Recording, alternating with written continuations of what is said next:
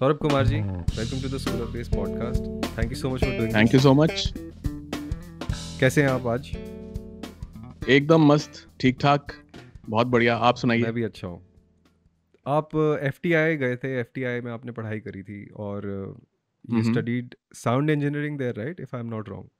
या तो तब जब साउंड आप इंजीनियरिंग। साउंड इंजीनियरिंग पढ़ रहे थे वहाँ पे इलेक्ट्रॉनिक म्यूजिक प्रोडक्शन के कोर्सेज नहीं थे। अभी हैं क्या वहाँ पे इलेक्ट्रॉनिक म्यूजिक प्रोडक्शन के कोर्सेज? अभी हाँ, एज सच कोर्सेज तो नहीं है मेरे ख्याल से, जितना मुझे जानकारी है।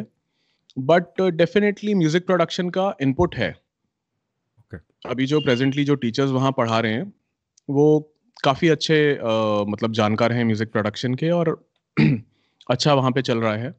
और डेफिनेटली साउंड इंजीनियरिंग और फिल्म साउंड डिज़ाइन के इनपुट्स तो रहते ही हैं। ओके। और बीच बीच में इंडस्ट्री से भी लोग जो हैं अपने इनपुट्स के लिए वहाँ वर्कशॉप्स लेने जाते रहते हैं, लाइक विश्वदीप चैटर्जी एंड बाकी लोग, जितने भी बिग नेम्स हैं। तो अभी बहुत सारे इंस्टीट्यूशंस खुल गए हैं, बहुत सारे लोग ऑनलाइन सिखा रहे हैं, लेकिन हम्म। Going to a music college, engineering college, और वहाँ जाके फुल डिटेल में इन डेप्थ पढ़ाई करना वर्सेस हम्म।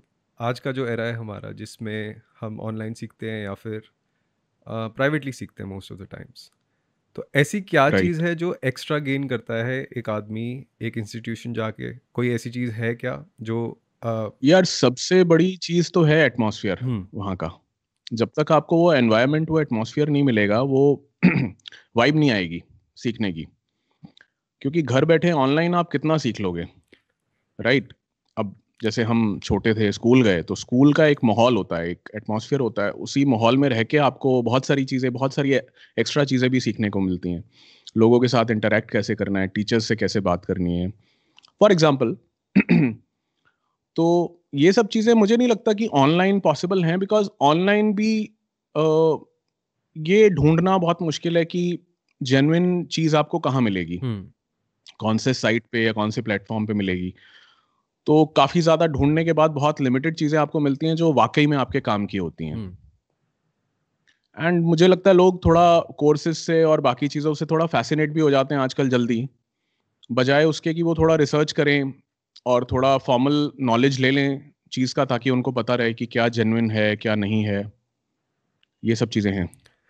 तो जब आप म्यूज़िक प्रोडक्शन करना चाहते थे, मुझे याद है मैं कई साल पहले हुँ। जब आपसे सीख रहा था म्यूज़िक प्रोडक्शन, तब आपने बताया कि हाँ, हाँ। एफटीआई में म्यूज़िक प्रोडक्शन का कुछ सिस्टम या सिखाने का नहीं था सीन। तो you hmm, hmm. Basically ended up teaching yourself.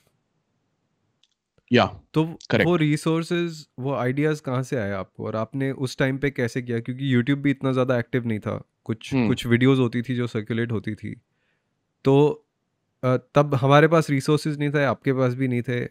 कैसे सीखना है, कुछ हुँ। किसी चीज़ का आइडिया नहीं था, कौन सा कंप्यूटर होगा। डिड यू हैव अ हाँ। मेंटोर जिन्होंने आपको गाइड किया, या आपने खुद से चीज़ें उठाई? नहीं यार, ऐसे मेंटोर करके तो कोई ख़ास लोग नहीं थे, बट हाँ, डेफ़िनेटली जो मेरे फ्रेंड्स थे, मेरे कलीग्स थे, मेरे सीनियर्स थे, या मेरे बैचमेट्स बोल लो, उनसे मुझे काफ़ी ज़्यादा नॉलेज मिली, काफ़ी हेल्प मिली। उनको मैंने असिस्ट किया, देखा वो लोग कैसे काम कर रहे हैं। फॉर एग्ज़ाम्पल आज काफ़ी बड़ा नाम है मंगेश धाकड़े, जो बैकग्राउंड स्कोरिंग में काफ़ी अच्छा काम कर रहे हैं फ़िल्म्स में। तो Mangesh was 2 years senior to me, and Mangesh को मैं असिस्ट किया करता था। अक्सर हॉस्टल में उनके रूम पे चले जाना, देखना क्या काम चल रहा है, कौन से फ़िल्म का काम चल रहा है, कैसे कर रहे हैं। फिर रिकॉर्डिंग के टाइम पे स्टूडियो में जाके असिस्ट करना। तो उनसे मुझे बहुत कुछ सीखने को मिला। बेसिकली अप्रोच कैसे होनी चाहिए। एंड डेफ़िनेटली हम लोग जो रोज़ हमारा शाम को एक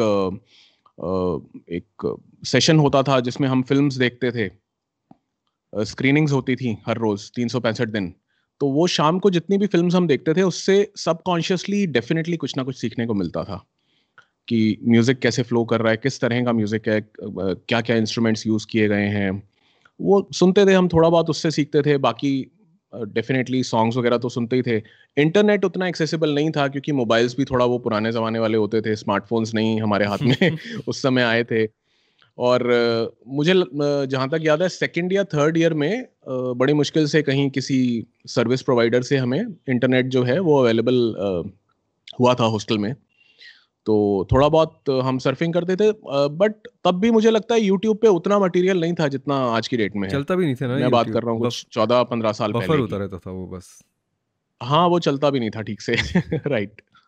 तो teaching your self a software कि कौन सा मुझे कंप्यूटर लेना चाहिए, कैसे हम्म। कौन नुएंडो कैसे चलाना है फॉर एग्जांपल, तो ये सब डिटेल्स हाँ कैसे आप अपने आप से प्रोसेस कर पाए? क्या किया आपने ऐसा कि आपने सिखा दिया अपने आप को यार सॉफ्टवेयर देखो, चलाना? कौन सा कंप्यूटर लेना चाहिए, ऑनेस्टली इसकी नॉलेज तो मुझे ज़्यादा नहीं थी।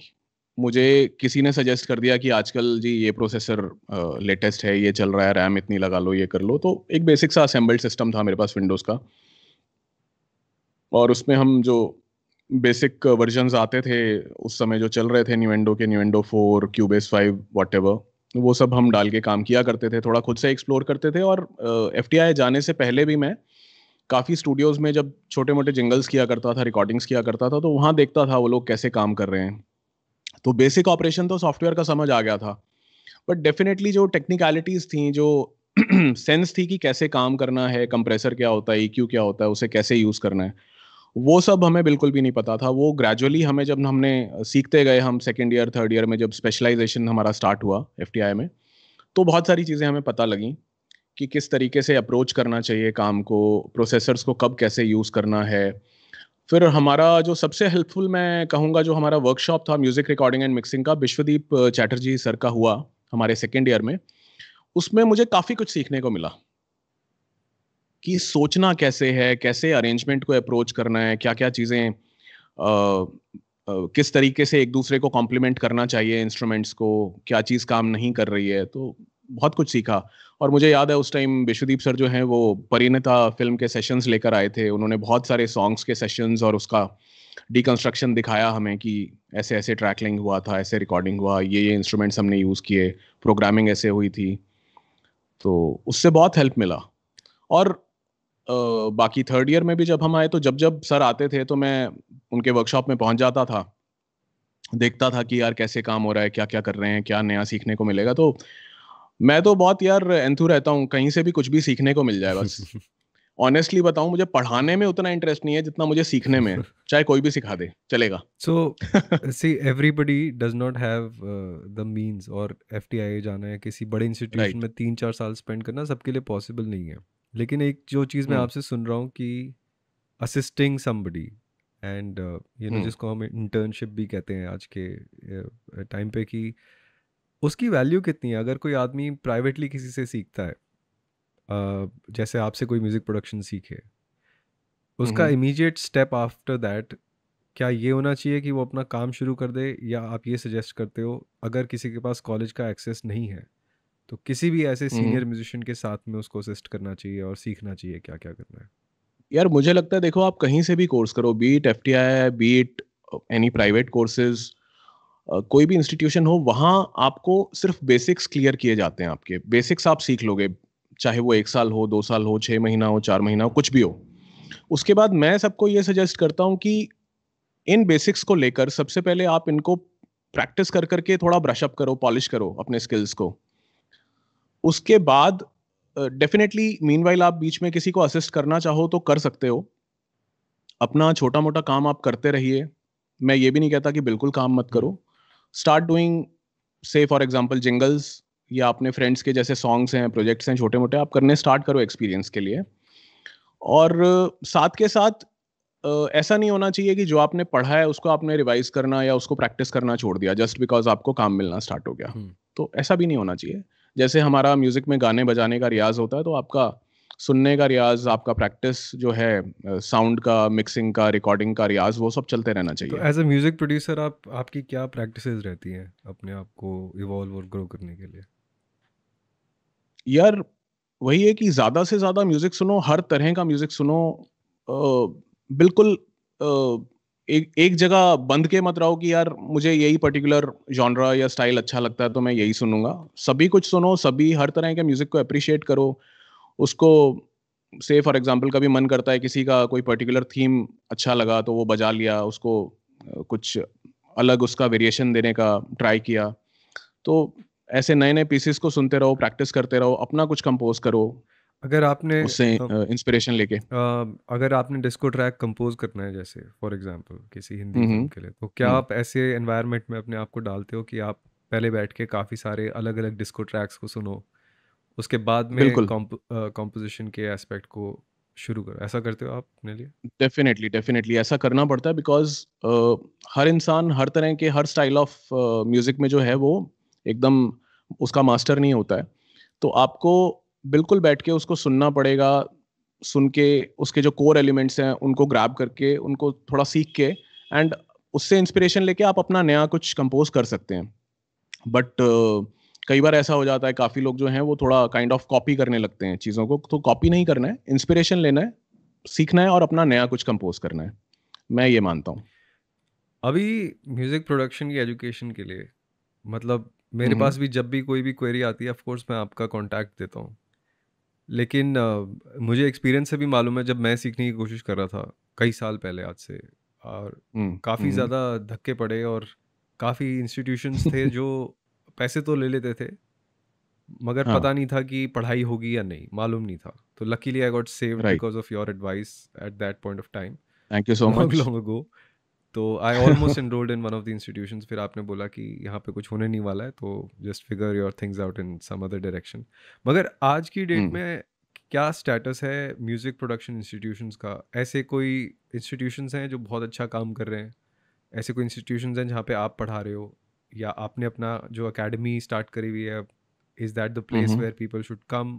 What are your suggestions on if somebody wants to study music production in India, उसको कहाँ जाना चाहिए, या कहाँ एनरोल डेफिनेटली करना चाहिए? People are welcome to come to my academy, but definitely और बहुत सारे इंस्टीट्यूशंस हैं जो बहुत अच्छा काम कर रहे हैं। अब सबका जो कोर्स कंटेंट है थोड़ा थोड़ा अलग रहता है, एंड जो स्टूडेंट्स लोग सीखना चाहते हैं उनकी रिक्वायरमेंट्स भी थोड़ी अलग होती हैं। बाकी प्रेजेंट सिचुएशन ये है कि मैं कहीं भी अभी नहीं पढ़ा रहा हूँ किसी भी इंस्टीट्यूशन में, या इवन दिल्ली यूनिवर्सिटी भी मैंने ऑफिशियली छोड़ दिया अभी। And I am focusing on my academy only, and बाकी अपना थोड़ा बहुत जो फ्रीलांस का काम है उस पर। तो ये एंटायरली स्टूडेंट पे डिपेंड करता है कि उनकी रिक्वायरमेंट क्या है, वो किस तरीके का काम सीखना चाहते हैं। अ, कुछ लोगों का स्पेसिफिक रिक्वायरमेंट होता है कि मुझे ये पर्टिकुलर सॉफ्टवेयर पे या डीडब्ल्यू पे सीखना है, ठीक है। तो उस तरीके के कोर्स कंटेंट जो हैं वो अलग अलग लोगों ने डेवलप किए हैं। कि कोई लॉजिक में स्पेशलाइज करता है, कोई कोई प्रो लॉजिक टूल्स में में सिखाता स्पेशलाइज करना चाहता है, कोई क्यूबेस पे सीखना चाहता है, कोई स्पेसिफिकली प्रो टूल्स पे सीखना चाहता है, एंड कोई ईडीएम ज़्यादा इंटरेस्टेड है ईडीएम में, या कोई फिल्म म्यूजिक में ज़्यादा इंटरेस्टेड है, कोई बैकग्राउंड स्कोरिंग में ज़्यादा इंटरेस्टेड है। तो ऐसे मेरे ख्याल से अलग अलग कंटेंट्स हैं अलग अलग जगह पे, एंड लोगों ने पैकेजेस बनाए हुए हैं। तो यार डिपेंड करता है अगेन स्टूडेंट पे, एंड स्पेशली जो वहाँ पे टीचर्स हैं वो किस तरीके का इनपुट दे रहे हैं उन पे। है। ओके। मैं कोशिश करता हूँ कि जितना मेरा अभी तक का एक्सपीरियंस है जो भी थोड़ा बहुत है, मैं उसके अकॉर्डिंगली मैक्सिमम जो हो सकता है स्टूडेंट्स को सिखा पाऊँ, एंड सिंप्लीफाइड वे में।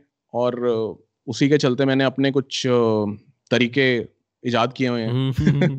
पढ़ाने के एग्जाम्पल्स जो मेरे होते हैं बहुत फनी और बहुत वियर्ड होते हैं, वो स्टूडेंट्स लोग मजाक भी करते हैं, और मैं भी मजाक मजाक में उनको कॉन्सेप्ट समझा देता हूँ। तो मेरा फोकस है कि यार कॉन्सेप्ट को समझो, B it any software, B it any medium, core concept जो है वो सेम है। तो और people should basically think about कि वो किस तरह की चीज़ें क्रिएट करना चाहते हैं, and accordingly they exactly should find there teacher. अगर उनका ज़्यादा ध्यान ईडीएम की तरफ है, रीमिक्स करने की तरफ है, तो उनको उस तरह का टीचर देखना चाहिए। या हाँ। अगर कोई बैकग्राउंड स्कोरिंग में जाना चाहता है, तो that kind of correct. Approach should be there. Correct. लेकिन अब करेक्ट। आप कह रहे हो कि पहले से बहुत ज़्यादा बेटर है चीज़ें, कि अब academies and institutions are definitely. Much better to to study under. बिल्कुल। ग्रेट। अगर कोई एफटीआई नहीं जाता, हम्म। मैं शुरू में आपसे ये बात पूछी थी, लेकिन मैं थोड़ा और अच्छे से क्लियर करना चाहता हूँ कि एक तो हम्म। माहौल ये हुआ कि माहौल मिस हो जाता है पूरा का पूरा, कि अच्छा आपने एनवायरनमेंट एक्सपीरियंस नहीं किया कॉलेज का। और क्या चीज़ हम्म। है ऐसी जो आपको लगता है कि अगर आप प्राइवेटली एनरोल करते हैं कहीं पे, ऐसी हम्म। क्या चीज़ है जो आप नहीं एक्सपीरियंस कर पाते हो बिल्कुल भी? यार देखो, अगर एफटीआई से कंपेयर करोगे तो बहुत सारी चीज़ें हैं, जैसे आपको बहुत सारी फिल्म्स देखने को नहीं मिलेगी एजुकेशन लेवल। वहाँ, जो स्क्रीनिंग्स होती हैं, ठीक है, वो सब एक्सपोजर आपको नहीं मिलेगा।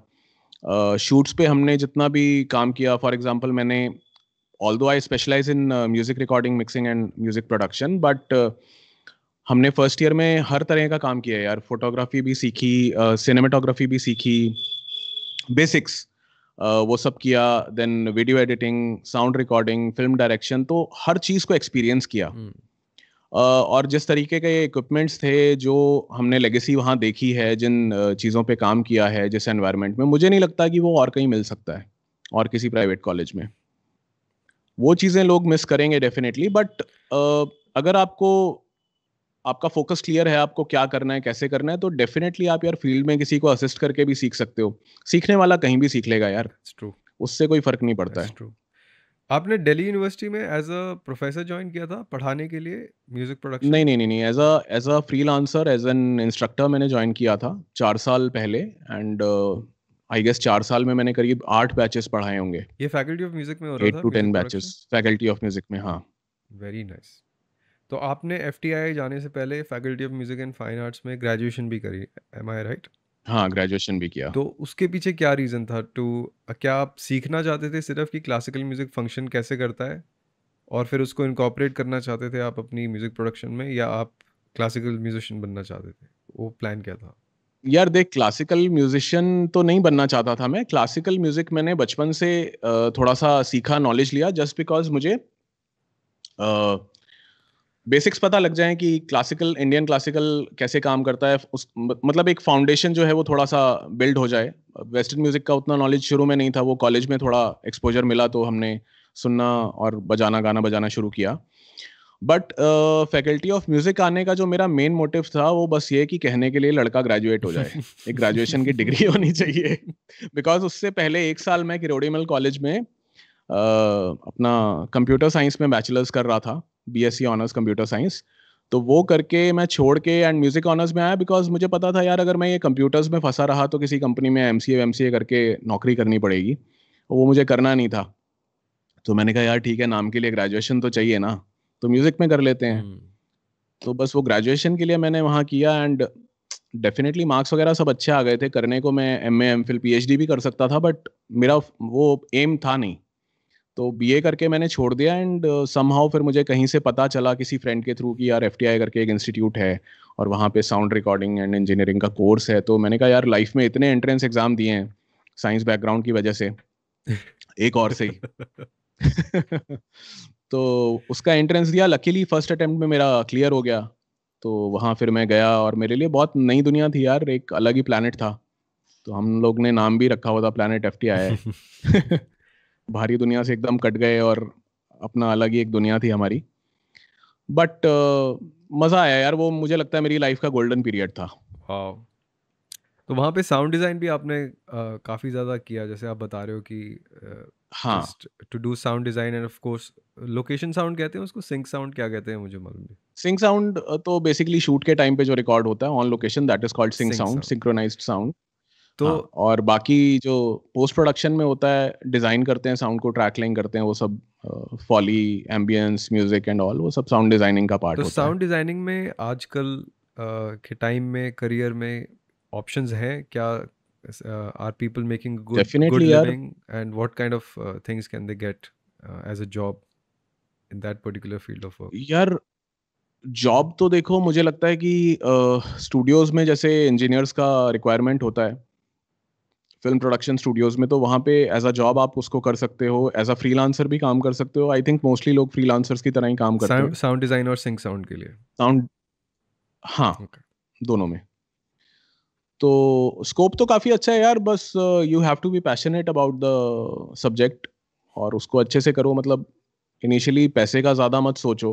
मैं ये नहीं कहता कि पैसा चार्ज नहीं करना चाहिए, बट हाँ, इनिशियली आप अपने काम पे, अपने स्किल पे, अपनी क्वालिटी को इम्प्रूव करने के लिए, अपने स्किल को इम्प्रूव करने के लिए उसकी तरफ काम करो, एंड डेफिनेटली आप ग्रो करोगे, सक्सेसफुल होगे, बिल्कुल। तो ये जो लाइब्रेरीज होती हैं हमारी सारी की सारी, जैसे आपने मेरे को दी थी एक हम्म। बार हॉलीवुड वाली, आप ही ने दी थी शायद, जिसमें सारे साउंड्स हाँ हाँ। एवर, लाइक कि ग्लास रख रहा है कोई, कांच का ग्लास रख रहा है, ऐसे सारी साउंड्स हैं। करेक्ट। सो हाँ, is sound design now, is it just related to that that you put the right sound in the right place जब मूवी आपको दी जाती नॉट है? At all. तो क्या नहीं नहीं उसमें क्या स्पेशलाइजेशन है exactly, if you can share with me? यार, sound design is never about just taking sounds from pre recorded libraries और उसको बस चिपका दो उठा के। साउंड डिजाइनिंग होती है कि साउंड से एक आई वुड से साउंडस्केप को क्रिएट करना, एक इमोशनल इम्पैक्ट क्रिएट करना। अलग अलग साउंड्स को आप मिक्स मैच करके उनको डिफरेंट तरीके से प्रोसेस करके आप नए साउंड्स बना सकते हो। उन साउंड्स को आप अपने फिल्म में यूज कर सकते हो। डेफिनेटली जो ऑन स्क्रीन साउंड्स आपको दिखाई देते हैं वो कुछ कुछ बेसिक साउंड्स तो होते हैं जो आप चाहे तो रिकॉर्ड करते हो ऑन लोकेशन या अलग से कहीं जाके किसी स्पेस में, या फिर आप प्री रिकॉर्डेड लाइब्रेरी से वो साउंड लेके आप उसमें यूज करते हो। But sound design is not about just copy pasting the things. तो फॉर एग्जाम्पल जैसे वैक्यूम क्लीनर का साउंड है, उसको आप यूज करके अलग तरीके से प्रोसेस करके उसको मे बी फास्ट करके उसका पिच शिफ्ट करके कुछ अलग ही साउंड बना सकते हो। कोई लेजर का साउंड क्रिएट कर सकते हो, मे बी उसको सिंथेसाइज कर सकते हो, सैम्पल कर सकते हो। बहुत सारी पॉसिबिलिटीज हैं अभी आज की डेट में। पहले साउंड डिजाइनर्स उतना आई गेस इंडिया में स्पेशली सिंथेसाइजर्स को यूज करके उतना काम शायद नहीं करते थे, बट अभी काफी मैंने डिजाइनर्स को साउथ में स्पेशली देखा है, वो एक मिडी कंट्रोलर भी रखते हैं अपने पास स्टूडियो में, एंड अलग अलग साउंड्स को सैम्पल करके डिफरेंट तरीके से प्रोसेस करके एक्सपेरिमेंट करके बहुत अमेजिंग चीजें डिजाइन करते हैं साउंड वाइज। तो बहुत सारी पॉसिबिलिटीज हैं यार। जब कोई शुरू करता है म्यूजिक प्रोडक्शन, साउंड डिज़ाइन, ये सारी चीज़ें, सबसे बड़ा एस्पेक्ट यहाँ पे ये आ जाता है कि the initial investment is massive. Sound card लेना है, कंप्यूटर लेना है, ये लेना है, वो लेना है। And at a very basic front, where should somebody start if they are starting today कि यार मुझे करना है लाइफ में, मैं करना चाहता हूँ म्यूजिक प्रोडक्शन। क्या ऐसी बेसिक चीज़ें हैं जो which will help somebody get started immediately, जो बहुत ज़्यादा पैसे ना खर्च पड़े? यार जो, हाँ मैं बताता हूँ, आजकल एक्चुअली सेटअप्स इतने कॉम्पैक्ट हो गए हैं और लो बजट में इतने अच्छे इक्विपमेंट्स आने लगे हैं स्पेशली फॉर बिगिनर्स, कि आपको बहुत ज़्यादा इन्वेस्टमेंट नहीं करना पड़ता है। एंड कम बजट में, कम खर्चे में, अफोर्डेबल खर्चे में आप लोग एक डिसेंट अपना सेटअप बना सकते हो एंड काम करना स्टार्ट कर सकते हो। फॉर एग्जांपल आपको बहुत कॉस्टली जो पेड DAWs हैं वो ज़्यादा मतलब लेने की ज़रूरत नहीं है। मैं एक बहुत अमेजिंग ऑप्शन बता देता हूँ। रीपर करके एक सॉफ्टवेयर है जो आप कुछ टाइम के लिए फ्री यूज़ कर सकते हैं, एंड उसके बाद उसका जो पेड ऑप्शन है वो भी कोई बहुत महंगा नहीं है, 4 साढ़े 4 5,000 रुपये में आ जाता है। एंड साउंड कार्ड्स या ऑडियो इंटरफेसेस जिनको बोलते हैं वो भी अफोर्डेबल बजट्स में बहुत अच्छे मॉडल्स अवेलेबल हैं, लाइक SSL, ऑडियंट, और बहुत सारे हैं यार। मतलब आप ज़्यादा अगर थोड़ा सा स्पेंड करना चाहते हैं तो RME, एपोजी, जो छोटे वाले हैं, डुएट, 2 प्रीएम्प, सिंगल प्रीएम्प्स वाले। एंड एक बेसिक कंप्यूटर होना चाहिए आपके पास। विंडोज़ या मैक कोई भी OS आप यूज़ कर सकते हैं, उससे कोई फ़र्क नहीं पड़ता है। अक्सर लोगों को ये गलत फहमी रहती है कि मैक पे ज़्यादा अच्छा साउंड आता है विंडोज़ पे। यहाँ पे ऐसा कुछ नहीं होता। तो दोनों इक्वली अच्छे हैं यार। मैं मतलब पिछले 10 साल से मैक यूज़ कर रहा था and recently I shifted to Windows. Lockdown में मेरा सिस्टम नमस्ते कर गया। और जिसको पूरा रिपेयर के लिए खराब दिया हो गया फिर था, क्या जिसको हुआ? रिपेयर करने के लिए मैंने दिया, और वो जो कंप्यूटर वाला था समहाउ, हालांकि जान पहचान का है, बट लेकर भाग गया। ये लॉकडाउन की वजह से ही हो तो रहा है। मुझे नया सिस्टम लेना पड़ा काम के सब लिए। लोग कोशिश कर रहे हैं थोड़े एक्स्ट्रा पैसे मैंने, बन जाए। हाँ सॉरी, कह रहा हूँ लॉकडाउन की वजह से सब लोग कोशिश कर रहे हैं थोड़े एक्स्ट्रा पैसे बन जाए। बिल्कुल बिल्कुल बिल्कुल। लॉकडाउन में ऐसा मुझे लग रहा लगता है। है यार हर किसी का कुछ ना कुछ, पता नहीं क्या, कुछ हवा ऐसी चली है कि नुकसान हुआ ही हुआ हाँ, है। डेफिनेटली। ग्रेट। सो तो मैं ये भी बता रहा था, जैसे साउंड कार्ड हो गया, आपको क्या चाहिए बेसिक लेवल पे काम स्टार्ट करने के लिए? एक basic computer with at least i5 and 8 GB RAM minimum. And अगर आप स्पीकर्स अफोर्ड कर सकते हैं तो 5 इंच के बेसिक स्पीकर्स ले सकते हैं, JBL, यामाहा, कुछ भी ऐसा जो आप अफोर्ड कर सकें। अगर स्पीकर्स अफोर्ड नहीं कर सकते, आप हेडफोन्स ले सकते हैं। हेडफोन्स में ऑडियो टेक्निका है, M50X, एंड सेनाइजर हैं, उसके काफ़ी अच्छे मॉडल्स हैं, बेयर डायनेमिक है। तो basically you need a sound card, computer, speakers और headphones and MIDI controller, keyboard. अब जैसे ये डायनेमिक माइक मैं यूज़ कर रहा हूँ इस समय, ये this is very close to SM58, मतलब not in terms of price, but price में काफ़ी सस्ता है, बट काम जो रिस्पॉन्स है ऑलमोस्ट वैसा ही है। This is AKG D5। तो ऐसे कुछ बेसिक माइक्रोफोन्स लेके आप काम स्टार्ट कर सकते हैं, एक्सपेरिमेंट कर सकते हैं। सो एक पर्सपेक्टिव रहता है कि अगर मुझे अच्छा मिक्स बनाना है तो मुझे अच्छे मॉनिटर्स चाहिए। और हेडफोन में मैं अच्छा मिक्स क्रिएट नहीं कर सकता। आपका क्या ओके। इस बारे में ख्याल है, क्या आप बताना नहीं यार, चाहोगे? मैं इस चीज़ को नहीं मानता हूँ। मॉनिटर्स कोई भी हों, अल्टीमेटली ना आपके कानों का और आपके ब्रेन का कैलिब्रेशन होता है, और स्पेशली आपके रूम का बहुत बड़ा रोल होता है, जिस रूम में आपने वो पर्टिकुलर स्पीकर्स को रखा है। तो अकेले स्पीकर से कोई फ़र्क नहीं पड़ता है, आपका रूम कैसा बिहेव कर रहा है अकॉस्टिकली, वो बहुत बड़ा रोल प्ले करता है। तो रूम बहुत ज़्यादा इंपॉर्टेंट है। आपके रूम के साइज़ के हिसाब से आपको स्पीकर्स खरीदने चाहिए। कुछ लोग क्या करते हैं, छोटे रूम्स के लिए बड़े स्पीकर्स ले लेते हैं। फॉर एग्ज़ाम्पल 10 बाय 10 का रूम है एंड 8 इंच के बड़े मॉनिटर्स ले लिए। तो क्या होता है, बेस रिस्पॉन्स थोड़ा वो हेवायर हो जाता है। बूम, बूम, बूम, बूम ज़्यादा होता है एंड वो जज नहीं कर पाते कि लो फ्रीक्वेंसीज़ कहाँ जा रही हैं। तो छोटे या मीडियम रूम्स के लिए मुझे लगता है 3 टू 5 इंच मॉनिटर्स, 3 तो नहीं, एटलीस्ट 5 इंच मॉनिटर्स होने चाहिए। नियर फील्ड एक्टिव मॉनिटर्स जैसे HS5 हो गए यामाहा, या MSP5S हो गए, या मे बी JBL LSR 305। एक नई कंपनी मैंने सुना है यार, एक्सपीरियंस नहीं किया उसका साउंड, कैली ऑडियो LP6। हुँ। तो काफ़ी अच्छे अफोर्डेबल रेंज के मॉनिटर्स हैं ये। तो अगर मॉनिटर्स नहीं है मिक्सिंग के लिए, but can somebody properly learn it to start with in their headphones? अच्छे हेडफोन्स अगर ले लें। हाँ, हेडफ़ोन्स पे यार थोड़ा-सा इनिशियली मुश्किल हो सकता है चीज़ों को जज करना, लेकिन और हेडफ़ोन पे ना एडवाइज़ेबल भी नहीं है बहुत लंबे टाइम के लिए लाउड सुनना। हुँ, तो शुरुआत में आप हेडफ़ोन से काम चला सकते हो, बट इवेंचुअली मुझे लगता है कि थोड़ा पैसा सेव करके अगर आप मॉनिटर्स ले लो तो अच्छा रहेगा। ओके। एक हुँ। मैंने किसी के बारे में सुना था कि he got used to the response of his headphones and हुँ, हुँ। आई थिंक काई टर्नबुल, वो एक जो बर्कली का प्रोफेसर आया था बहुत टाइम पहले, आई नो। जिनसे हम मिले थे। हुँ। सो ही ओनली हाँ, टोल्ड टच मी। में हो अभी उनसे? नहीं नहीं? नहीं यार, वो ही नेवर रिस्पॉन्डेड। एक बार उनका काम वाम हो गया खत्म, बस वो गायब ही हो गए उसके बाद। अरे! तो सीरियसली मुझे याद है वो मेरे घर भी जब आए थे तो सीज़न का लास्ट मैंगो उनको खिलाया था हमने। हाँ, सो तो बहुत ही खुश हो गए हाँ, थे वो। वो बेसिकली बर्कली के प्रोफेसर जो यहाँ रिकॉर्डिंग्स के लिए आए थे, he recorded a hmm. Lot of things with us. Just उसके बाद में कभी बात नहीं हुई उनसे। Next time when he wanted to come to अच्छा, India, I think he dropped an email again, मगर शायद वो कुछ आए नहीं, कुछ तो गायब हो गए। But he was okay. Mentioning that somebody, one of his students in the music hmm, hmm. synthesis department, he got used to completely working with the headphones, and hmm, hmm. he could just generate and produce a proper mix with just his headphones. एक मेरे पास ना एक event company के monitors थे, हुँ। बहुत पहले मतलब। हाँ, देखा हुआ है मैंने, हाँ, जानता हूँ। तो आई डोंट हुँ। नो अभी आते हैं या नहीं आते वो वाले मॉनिटर्स। इवेंट मुझे भी नहीं पता अभी आते हैं कि नहीं आते। एलएसएस तो आई गेस आते हैं, एलएसएस के भी देखे थे। इवेंट के मैंने एक स्टूडियो हुआ करता था ओल्ड राजेंद्र नगर में, ऑडिका, हम्म। वहाँ पे हुआ करते थे। तो तो उन मॉनिटर्स पे काफ़ी काम किया था शुरू में। तो जब मैं उन मॉनिटर्स पे काम करता था और फिर वर्सेस अपने जब हेडफोन्स पहनता था, तो हुँ। मिक्स बहुत ज़्यादा ब्राइट साउंड करता था मेरे हेडफोन्स में। हेडफ़ोन्स पे तो ये जो या फ्रीक्वेंसी मॉनिटर्स पे? मेरे हेडफोन्स पे, तो हेडफ़ोन्स पे। हेडफ़ोन्स कौन से थे? सोनी के वो कौन से जो standard ones, the MDR something, I forgot. MDR 7506? Correct. वो बाय डिफ़ॉल्ट थोड़े ब्राइट हैं। अच्छा, तो इतना ज़्यादा मैं मैं कंफ्यूज हो गया मुझे था। पर्सनली ऐसा लगता है कि एमडीआर 7506 ना म्यूज़िक मिक्सिंग के लिए या म्यूज़िक मॉनिटरिंग के लिए नहीं बने हैं। मोस्टली मतलब मैंने जब उनके बारे में पहली बार सुना था एफटीआई में, तो वो सिंक साउंड वाले लोग ज़्यादा यूज़ करते थे।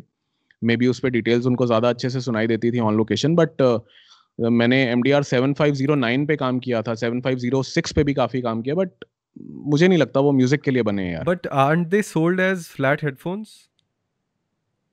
मेबी वो तो काफ़ी हेडफ़ोन्स पे क्लेम तो फ्लैट ही करते हैं यार, लेकिन सबका कलर अलग होता है, फ्रीक्वेंसी रिस्पॉन्स अलग होता है, तो मुझे लगता है आपको थोड़ा आर-एन-डी करके, एक्सपीरियंस करके ही चूज़ करना चाहिए कि कौन से हेडफ़ोन्स आपके टेस्ट के हिसाब से अच्छे रहेंगे। तो अगर अलग-अलग। अभी आजकल जैसे काफ़ी लोग बेयर डायनामिक जो मैंने अभी लगाए हुए हैं, these are DT880 premiums, not pros, 250 ohms, but again मैं कहूँ तो ये भी these are not exactly flat headphones.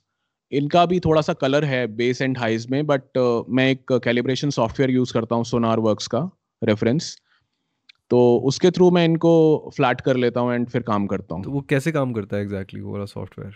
उसमें एक्चुअली हेडफ़ोन्स के ना कैलिब्रेटेड प्रोफाइल्स हुँ, हैं। तो इस पर्टिकुलर मॉडल का एक प्रोफाइल है, वो आप उसमें लोड कर दो तो इनका फ्रीक्वेंसी रिस्पॉन्स ऑलमोस्ट फ्लैट हो जाता है। ओह! तो जो एक्स्ट्रा ब्राइटनेस है या एक्स्ट्रा बेस है वो थोड़ा टेम कर देता है। तो कैसे जज कर सकता है एक आदमी मिक्स को? Is it just mostly visual monitoring in the software? यार listen to lot of music on same headphones और स्पीकर्स जो भी आप यूज़ कर रहे हाँ, हो। वो सुन सुन के आपको रेफरेंस कर करके ट्रैक्स को ना समझ में आएगा कि अच्छा इन स्पीकर्स या हेडफोन्स का रिस्पॉन्स कैसा है, फिर आप धीरे धीरे यूज टू हो जाओगे। आपका जो मैंने पहले बोला ना, कानों का और ब्रेन का जो कैलिब्रेशन है वो हेडफोन्स या स्पीकर के साथ आपका जम जाएगा। प्लस आपका रूम कैसा साउंड करता है और उस पर्टिकुलर रूम के मिक्सेस बाहर कैसे ट्रांसलेट होते हैं, उसके लिए एक और तरीका है कि आप अलग अलग डिवाइसेस पे, कंज्यूमर डिवाइसेस पे भी उसको सुनो। हम्म। फॉर एग्जांपल ब्लूटूथ स्पीकर पे सुनो, लैपटॉप पे सुनो, फोन पे सुनो, टीवी पे प्ले करके सुनो, कार में सुनो, जहां भी पॉसिबल है वहां सुनकर देखो। तो वो ऑलमोस्ट एक जैसा साउंड करना चाहिए। तो अ, नॉट एग्जैक्टली सेम, ऑलमोस्ट। अगर कोई आदमी जेनेलेक पे एक मिक्स को सुन रहा है, ठीक है, उस पे हम्म मिक्स कर रहा है, और फिर वही मिक्स जब SS5 पे बजाया जा रहा है, मान लो, hmm so let's say half the session is done on HS5s and the hmm rest of the half is being done on Genelecs. Now in दोनों का हम्म फ्रीक्वेंसी रिस्पॉन्स, अगर मान लो हम ये कहते हैं कि ये दोनों कोन साइज सेम है, स्पेक्स भी सेम है, तब भी एकदम अलग हम्म, तरह की साउंड जनरेट करने वाले हैं। तो बिल्कुल तो बिल्कुल ये बिल्कुल। बिल्कुल अनइवननेस हो जाती है एक तरह से क्रिएट। तो इज इट दैट हाँ, the engineer doesn't really have control over end of the day कि फाइनल प्रोडक्ट कैसा साउंड करेगा? ऐसा आपको नहीं लगता ऐसा है? नहीं है। ये मैंने क्वेश्चन अपने एक बहुत अच्छे दोस्त से भी पूछा था कि यार तुम अलग अलग स्टूडियोज में जाके अलग अलग रूम्स में अलग अलग पेयर ऑफ मॉनिटर्स पे काम करते हो, तो कैसे यूज टू कैसे होते हो उसके। तो उसने कहा कि यार बहुत सारे रेफरेंस ट्रैक्स को सुनना पड़ता है। अगर आप एकदम नए रूम में नए पेयर ऑफ स्पीकर्स पे अचानक से काम कर रहे हो तो आपको समझ में इनिशियली नहीं आएगा कि आपका मिक्स सही साउंड कर रहा है या नहीं, अगर आपने अपने पर्सनल स्टूडियो में या होम स्टूडियो में काम किया है। उसका बेस्ट तरीका वही है कि जो आपको लगता है कि यार मेरे हिसाब से ये कुछ रेफरेंस मिक्सेस या रेफरेंस ट्रैक्स हैं जो बहुत अच्छा साउंड करते हैं, जो मुझे पर्सनली लगता है कि बहुत अच्छे मिक्सेस हैं, उनको आप कुछ देर तक सुनो। हम्म। जो तरीका मैं भी मतलब इस्तेमाल करूंगा या कोई भी शायद इस्तेमाल करेगा, उसको सुन के आपको कुछ देर में आप यूज टू हो जाओगे। फॉर एग्जाम्पल जैसे, फिर से मैं एक बड़ा वियर्ड सा एग्जाम्पल दूंगा। आपको अपनी कार चलाने की आदत है, आप कंफर्टेबल हो एकदम कार के अंदर बैठते ही, आपका कंट्रोल है। हम्म। लेकिन आपने एक दिन पड़ोसी की कार मांग ली, वो अलग मॉडल है, अलग मेक है, अलग कंपनी है, चलाने का तरीका वही है उस कार को। हम्म। एकदम से कार पे कंट्रोल नहीं होगा आपका। आप उसको आधे एक घंटे तक चलाओगे, उसके बाद आपका कंट्रोल, आपकी बॉडी यूज टू हो हम्म। जाएगी। Same happens with the speakers. आपके कान यूज टू हो जाएंगे, बट आपको काफी सारे रेफरेंस करने पड़ेंगे ट्रैक्स कि ओके अच्छा ये ट्रैक में ये फ्रीक्वेंसी रिस्पांस ऐसा आ रहा था मेरे यहाँ पे, तो ये यहाँ कैसा बज रहा है। इट मीन्स कि मुझे अगर मिक्स को यहाँ लेकर जाना है तो मुझे इस फ्रीक्वेंसी को ऐसे ट्रीट करना पड़ेगा। तो थोड़ा वो बेसिक चीज़ों को समझना पड़ेगा सुन के। एक अभी रिसेंटली मेरे पास मिक्स आया था कोई, हम्म जो they I think it was mixed on a pair of Genelecs in a very nicely treated room, बड़ा अच्छा, मतलब as hip as things can get. तो हम्म जब मेरे पास मिक्स आया, मैंने वो सुना हेडफोन्स पे, and it sounded extremely compressed versus the okay same mix sounded fine on the hmm Genelex with the bigger cones and everything. क्या ऐसा होता है कॉमनली? इज देयर अ, और अगर होता है तो ऐसा क्यों होता है कि एक एक डिवाइस में एकदम कंप्रेस साउंड कर रहा है, and when I am thinking of a high end device and a high end room hmm जहाँ पे हार्डवेयर अच्छा है, सब कुछ बहुत अच्छा है, वहाँ पे सही साउंड आ रही है? यार ऑनेस्टली मैंने ऐसा अभी तक एक्सपीरियंस नहीं किया कि जेनेलिक्स पे अच्छा बज रहा है एकदम ओपन साउंडिंग है, एंड हेडफोन्स पे समहाउ सडनली कंप्रेस्ड साउंड कर रहा है। कंप्रेस्ड इन व्हाट सेंस, मतलब एकदम ऐसे क्रश्ड दबा जैसे ही हुआ साउंड ड्रम्स कर आए रहा था पूरा या। क्रश हो गया साउंड। और एंड क्या तुमने सेम मिक्स को अपने स्पीकर्स पे भी बजा कर देखा, कंज्यूमर स्पीकर्स या पे बिल्कुल, मैंने या अपने स्टूडियो मॉनिटर्स पे? बेसिक क्रिएटिव स्पीकर्स रखे हुए हैं, उस पर बजा के सुना, एंड उस पे भी सेम रिस्पॉन्स था? या I mean very very compressed, very very compressed. तो maybe the mix was originally done very compressed, but this बहुत ज्यादा कंप्रेस किया होगा। एंड समहाउ मुझे लगता है लाउड वॉल्यूम्स पे जब आप सुनते हो, बिकॉज ऑफ अगर तुमने पढ़ा हो फ्लेचर मंसन कर्व्स, हमारा लाउडनेस का परसेप्शन थोड़ा सा चेंज हो जाता है। तो मे बी अगर तुमने लाउड सुना हो तो शायद उस फिनोमिना की वजह से आपको शायद पता ना लगा हो कि वो कंप्रेस्ड बज रहे हैं। फ्लेचर मनसन कर्व क्या बोला आपने अभी? इक्वल लाउडनेस कंटूर्स जो होते क्या हैं। होता है ये? यार ये थोड़ा टेक्निकल चीज है, ये मैं अब यहाँ एक्सप्लेन करना बड़ा मुश्किल हो जाएगा, तो पढ़ लियो इसको जरा। हमारा जो ईयर का रिस्पॉन्स होता है वो एक सर्टेन रेंज में कैसा बिहेव करता है, लाउडनेस कैसे बिहेव करती है हमारे ईयर्स के साथ, तो वो थोड़ा सा उसके बारे में है, वो देख लेना।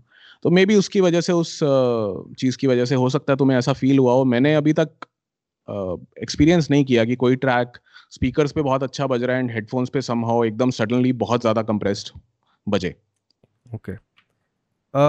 इन टर्म्स ऑफ गियर, जो as a music hmm producer हमें चाहिए होता है काफ़ी सारा हार्डवेयर इवेंचुअली, जिसमें हमें इन्वेस्टमेंट करनी होती है। तो क्या हम्म आप कुछ प्लान बना के रखते हो अपने लिए कि मैं अपनी इनकम का इतना पार्ट साइड में रखता रहूँगा कि I have to upgrade, let's say my I have to get a hardware compressor, या मेरे को ज़्यादा चैनल वाला यार, साउंड कार्ड लेना है? इनकम का इतना पार्ट मैं साइड में रखता रहूंगा, आज तक ऐसा सोचा नहीं मैंने, क्योंकि कभी इनकम ना बचती नहीं है साइड में रखने के लिए। पेमेंट्स इतनी लेट आती हैं कि मुझे लगता नहीं कि सेविंग्स हो पाती हैं ऑनेस्टली। एंड मैं थोड़ा इन द बॉक्स वाला इंसान हूँ। अभी तक मैंने कोई ऐसा ग्रेट कोई हार्डवेयर खरीदा नहीं है, और मे बी इन फ्यूचर शायद मैं कुछ सेव कर पाऊँ तो खरीद पाऊँ। बट डेफिनेटली मैं ये मानता हूँ कि यार प्लगइन्स आज की डेट में काफ़ी क्लोज पहुंच चुके हैं हार्डवेयर के, हम्म। तो आप साउंड अचीव कर सकते हो आप बिल्कुल प्लगइन्स और यूज करके। सॉफ्टवेयर्स खरीदते हो काफ़ी ज़्यादा ओरिजिनल, या मिक्स एंड मैच रहता है मोस्ट ऑफ द टाइम्स? मैं ओरिजिनल्स खरीदता हूँ यार, तो ऐसा, क्योंकि अब हम कमाने लग गए हैं। डेफिनेटली अब हम स्टूडेंट नहीं रहे हैं, तो हम कमाते हैं तो हमें खरीदना भी चाहिए। मुझे बहुत बुरा लगता है पायरेटेड सॉफ्टवेयर डालना अब, मतलब कुछ कुछ सीरियसली सालों मुझे से। भी। मतलब मैं अगर कुछ क्रैक वगैरह ढूंढता भी हूँ, एक तो यही रहता है कि hmm machine starts behaving differently the moment you install a crack, true. And then फिर नींद नहीं आती अब ना, कि ऐसा लगता है कुछ बहुत ही गलत कर दिया है लाइफ में, कि चोरी कर ली है कोई। सीरियसली हाँ, तो बिल्कुल। अभी कौन सा DAW आप सबसे सबसे ज़्यादा यूज़ कर रहे हो कंपोज करने के लिए, म्यूजिक बनाने के यार लिए? अभी फिलहाल मैं स्टूडियो वन यूज़ कर रहा हूँ, प्रेसोनस का। वो मुझे अपने पर्सनल वर्कफ्लो के लिए बहुत अमेजिंग लगता है। बाकी मेरे पास न्यूएंडो भी है, न्यूएंडो 10 है, सब ओरिजिनल्स हैं, रीपर है, प्रो टूल्स है। बट मैं सबसे ज़्यादा जो अभी यूज़ कर रहा हूँ, स्टूडियो वन यूज़ कर रहा हूँ। बैकग्राउंड स्कोरिंग के लिए भी आप सेम स्टूडियो वन अगर करना हो यूज़? बैकग्राउंड के लिए मैं स्टूडियो वन नहीं यूज़ करता हूँ, उसके लिए या तो मैं न्यूएंडो यूज़ कर लूँगा या रीपर यूज़ कर लूँगा, बिकॉज स्टूडियो वन में ना अभी तक डेडिकेटेड वीडियो ट्रैक नहीं हम्म। है जिस पे मैं फ्रेम बाय फ्रेम शिफ्ट कर सकूँ। उसका सिस्टम थोड़ा सा अलग है, जो थोड़ा कॉम्प्लिकेटेड है, इसलिए मैं न्यूएंडो या रीपर यूज़ करता हूँ उसके लिए। Nuendo is more supportive of video, right? Compared to Cubase. या हाँ, न्यूएंडो supports 2 simultaneous video tracks, plus उसमें आप वीडियो को एडिट भी कर सकते हो। आई डोंट रिमेम्बर क्यूबेस में कर सकते थे या नहीं, बट न्यूएंडो में तो कर उन्होंने सकते हैं। अलग अलग क्यों बनाए हैं दो सॉफ्टवेयर, ये न्यूएंडो और क्यूबेस? यार न्यूएंडो is more focus towards film post production, okay. तो न्यूएंडो क्यूबेस का बड़ा भाई है ऐसे बोलो। क्यूबेस का बड़ा भाई। क्यूबेस में लिमिटेड फीचर्स हैं, focus towards music production. And अगर आपने ध्यान दिया हो, क्यूबेस के लोगो पे लिखा हुआ आता था advanced music production system, and Nuendo के लोगो पे लिखा हुआ आता था एडवांस्ड पोस्ट प्रोडक्शन या फिल्म पोस्ट, ऐसा कुछ करके लिखा हुआ आता था। तो Nuendo has all the music production features plus film sound design and film post production, surround mixing, वो बहुत डिटेल्ड है Nuendo as compared to Cubase. What are your thoughts about Logic? Do you find it user friendly, या is it just a matter of? Definitely logic music music producers के लिए बहुत user friendly है। और बाकी यार मैं, मेरा ऐसा कुछ नहीं है कि ये सॉफ्टवेयर ज़्यादा अच्छा है या वो ज़्यादा अच्छा है। आपको जिसमें आप कंफर्टेबल हो उसमें काम करो यार, जो क्लिप्स वाला उससे कोई फर्क नहीं पड़ता। जो क्लिप्स वाला सिस्टम है एबल्टन लाइव में, फॉर एग्जांपल, हम्म तो hmm we don't have anything similar like that in Cubase, do we have something like that? वैसा नहीं है ना? अभी तक तो नहीं है क्यूबेस में वैसा, बट हाँ स्टूडियो वन में अभी लेटेस्ट वर्जन में इंट्रोड्यूस किया है उन्होंने, स्टूडियो वन 5 में। बट समहाउ मैंने एक्सप्लोर नहीं किया बिकॉज मैं लाइव सिनेरियो में उतना हूँ नहीं इन्वॉल्व। मैं भी म्यूजिक प्रोडक्शन से इतना दूर चला गया हूँ, लेकिन the thing is, because I learned it from तो आज की डेट में मुझे काम हम्म बहुत आता है। क्योंकि अगर ओके। मुझे आइडियाज़ डालने हैं, या for example hmm school of base की वीडियोस रिकॉर्ड करनी थी, तो साउंड क्या होना चाहिए, कितना होना चाहिए, कहाँ पे गेन रखना है, वो सब हम्म बेसिक चीज़ें हैं। कंप्रेशन डालना है या नहीं हाँ डालना, काफ़ी फंडामेंटल करेक्ट। चीज़ें हैं। EQ कैसे चलाना है, मतलब मिक्स तो नहीं करता मैं प्रॉपरली, बट अब जैसे ये मालूम है कि अगर फ़ोन पे कुछ सुनाना है किसी को, specially bass, hmm so I cut the lows a little bit, I boost okay. 350 hertz, थोड़ा सा 4K उठा देता हूँ, बेल कर्व खोल के। अब ये सारी चीज़ें आपसे सीखी हुई हैं तब की, जो अब काम हाँ आती हैं। मतलब जरूरी नहीं है कि आपको उन्हीं फ्रीक्वेंसीज पे स्टिक करना है। सुनकर देखो यार कहाँ वो अच्छा स्वीट साउंड कर रहा है, कहाँ कट थ्रू हो रहा है। और भी कुछ ट्रिक्स होती हैं कि कुछ थोड़ा मतलब cheat codes kind of things कि आप उसमें एक्स्ट्रा हार्मोनिक्स डाल दो, उनका लेवल थोड़ा सा हल्का सा डिस्टॉर्ट कर दो, जिसको सैचुरेशन बोलते हैं, सॉफ्ट क्लिपिंग एंड ऑल, उससे भी वो कट थ्रू कर तो जाता है। अब आप जब मिक्स तो करते हो कुछ, तो फ़ोन के बारे में सोचते हो आप हम्म, ज़्यादातर कि फ़ोन पे कैसा साउंड करेगा? मोस्ट ऑफ द टाइम्स क्या वो ब्रीफ भी मिलता है? यार फोन और लैपटॉप के बारे में भी सोचना पड़ता है, क्योंकि हमारे जितने मैक्सिमम क्लाइंट्स होते हैं ना, अब स्पेशली जिंगल्स के केस में या इवन सॉन्ग्स के केस में, तो काफी लोग फोन पे या लैपटॉप पे सुनते हैं। हुँ। तो उस पे भी वो ठीक ठाक ट्रांसलेट होना चाहिए, उसका ध्यान रखना पड़ता है काम करते हुए। तो कैसे बिल्कुल। अब डिफरेंट क्या हो गया पहले के मिक्सेस से? क्योंकि काफ़ी सारी एक्स्ट्रा फ्रीक्वेंसीज आप ऐड कर रहे हो जो टेक्निकली बहुत हाँ ज़्यादा पीक करेंगी या शार्प साउंड करेंगी नॉर्मल स्पीकर्स पे, फुल रेंज स्पीकर्स पे कंपेयर टू अ फ़ोन। तो how do you balance that out?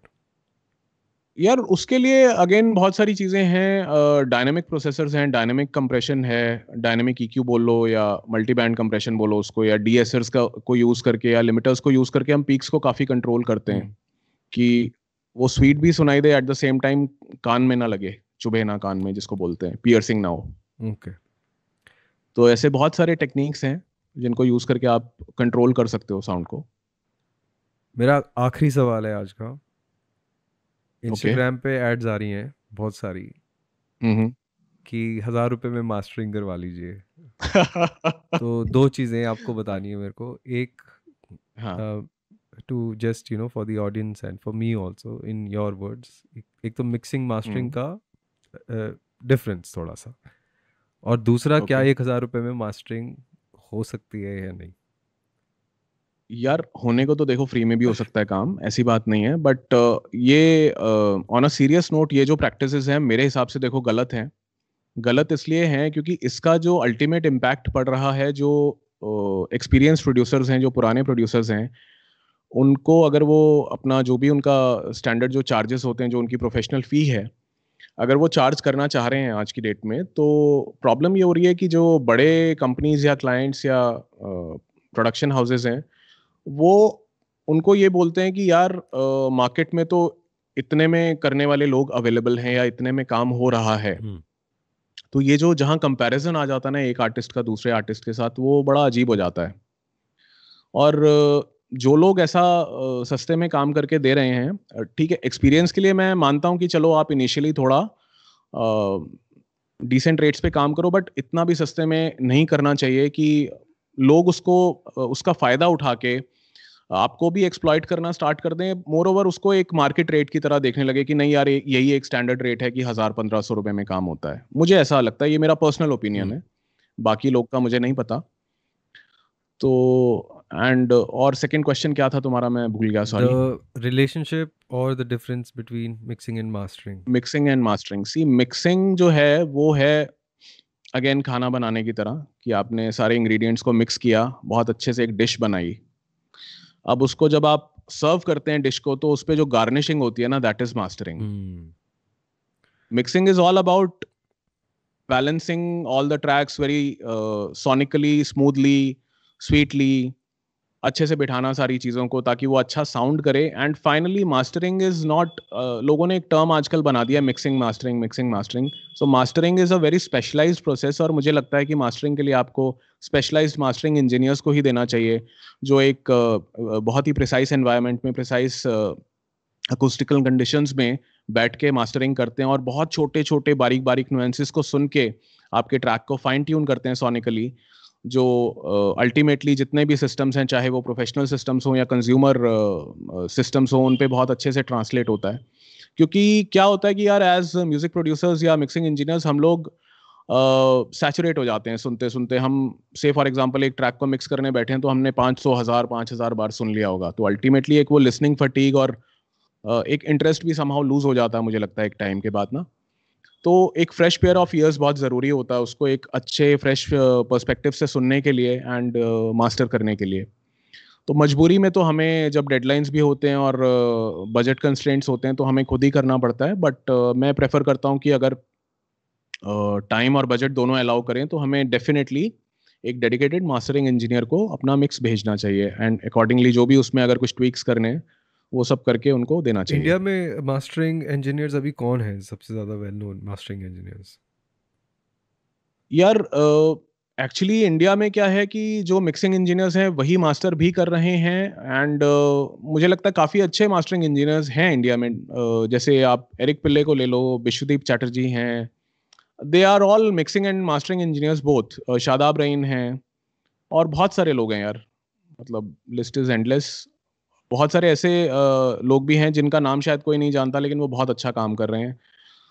लोगों को काफ़ी ज़्यादा इंटरेस्ट रहता है कि यार हम बाहर भेजें मास्टर करने के लिए, बहुत अच्छी बात है, हम भेज सकते हैं। बट मुझे क्या लगता है कि personally, specially in case of Indian music, बाहर वालों को नहीं पता कि हमारा पंजाबी ढोल कैसा साउंड करता है, या हमारी ढोलक कैसी साउंड करती है एक्चुअली, या तबला कैसा साउंड करता है, या मराठी ढोल, या बीहू ढोल। ये सब मैं एग्जांपल दे रहा हूँ इंडियन परकशन का। या may be for example sitar हमारा कैसा साउंड करता है, या सरोद कैसा, या फ्लूट कैसा साउंड करता है। ठीक है, जो bamboo flute traditional Indian flute होता है। तो उनके लिए वो एक थोड़ा सा चैलेंज हो जाता है इंडियन इंस्ट्रूमेंट्स को उसी नेचुरल वे में मास्टर करना, रादर देन कि कोई इंडियन इंजीनियर उसको मास्टर करे। तो मुझे लगता है वो ज़्यादा सेंसिबली काम करेगा एज कम्पेयर टू बाहर का इंजीनियर। Make sense. ये मेरा अपना ओपिनियन है। Haji, thank you so much for this. My pleasure. Almost touched 45 minutes, and it's been a क्या great बात है। experience to talk to you, हमेशा की तरह। Thank you so much. हमारा डिनर ड्यू है, कभी ना कभी जरूर बिल्कुल बिल्कुल बिल्कुल, चावला का palak paneer. So I'm just stopping the recording. The call is on. Thank you guys for coming. ठीक है, I'll see you guys next week. Bye bye.